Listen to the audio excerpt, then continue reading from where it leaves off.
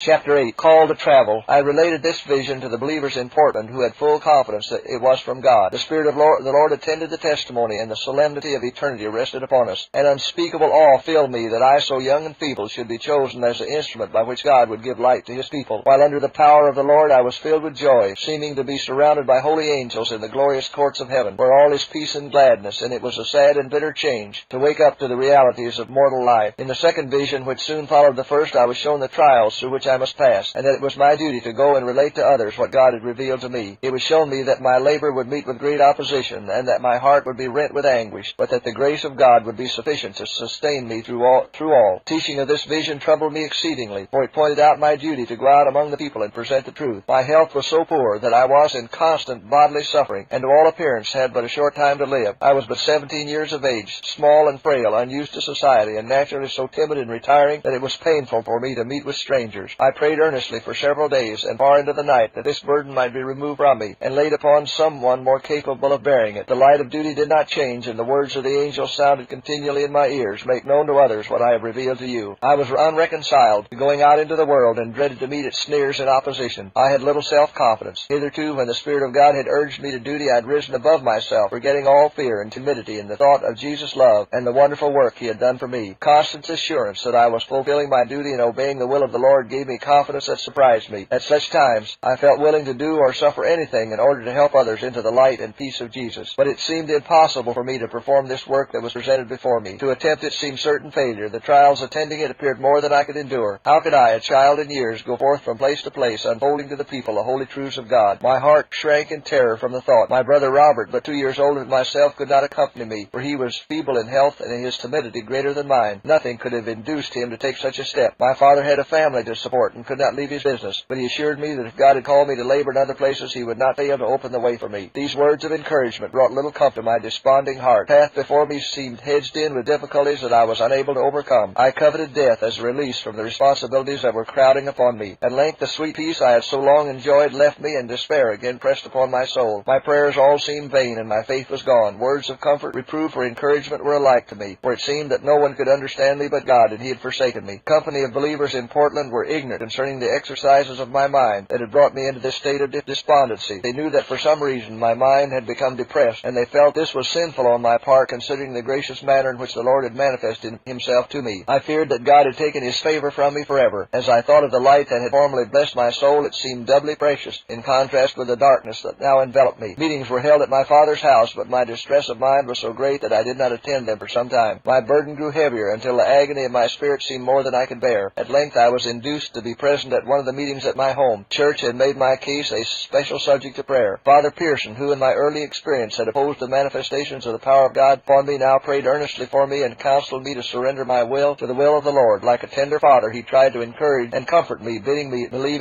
I was not forsaken by the friend of sinners. I felt too weak and despondent to make any special effort for myself, but my heart united with the petitions of my friends. I cared little now for the opposition of the world, and felt willing to make every sacrifice if only the favor of God might be restored to me. While prayer was offered for me, the thick darkness that had encompassed me rolled back, and a sudden light came upon me. My strength was taken away. I seemed to be in the presence of the angels. One of these holy beings again repeated the words, "Make known to others what I have revealed to you." One great fear that oppressed me was that if I obeyed the call of duty and went out declaring myself to be one favored of the Most High with visions and revelations for the people, I might yield to sinful exaltation and be lifted above the station that was right for me to occupy, bring upon myself the displeasure of God, and lose my own soul. I had before me several cases such as I have here described, and my heart shrunk from the trying ordeal. I now entreated that if I must go and relate what the Lord had shown me, I should be preserved from undue exaltation. Said the angel, "Your prayers are heard and shall be answered. If this evil that you dread threatens you, the hand of God will be stretched out to save you. By affliction He will draw you to Himself and preserve your humility. Deliver the message faithfully, endure unto the end, and you shall eat fruit of the tree of life and drink of the water of life." After recovering consciousness of earthly things, I committed myself to the Lord, ready to do His bidding, whatever that might be. Providentially, the way opened for me to go with my brother-in-law to my sisters in Poland, 30 miles from my home. I had there an opportunity to bear my testimony. For 3 months my throat and lungs had been so diseased that I could talk but little, and that in a low and husky tone. On this occasion I stood up in meeting and commenced speaking in a whisper. I continued thus for about 5 minutes, when the soreness and obstruction left my throat and lungs. My voice became clear and strong, and I spoke with perfect ease and freedom for nearly 2 hours. When my message was ended, my voice was gone until I again stood before the people, when the same singular restoration was repeated. I felt a constant assurance that I was doing the will of God and saw marked results attending my efforts. The way was providentially opened for me to go to the eastern part of Maine. Brother William Jordan was going on business to Orrington, accompanied by his sister, and I was urged to go with him. As I promised the Lord to walk in the path He opened before me, I dared not refuse. At Orrington, I met Elder James White. He was acquainted with my friends and was himself engaged in the work of salvation. The Spirit of God attended the message I bore. Hearts were made glad in the truth, and the desponding ones were cheered and encouraged to renew their faith. At Garland, a large number collected from different quarters to hear my message, but my heart was very heavy. I just received a letter from my mother begging me to return home, for false reports were circulating concerning me. This was an unexpected blow. My name had always been free from the shadow of reproach, and my reputation was very dear to me. I also felt grieved that my mother should suffer on my account. Her heart was bound up in her children, and she was very sensitive in regard to them. If there had been an opportunity, I should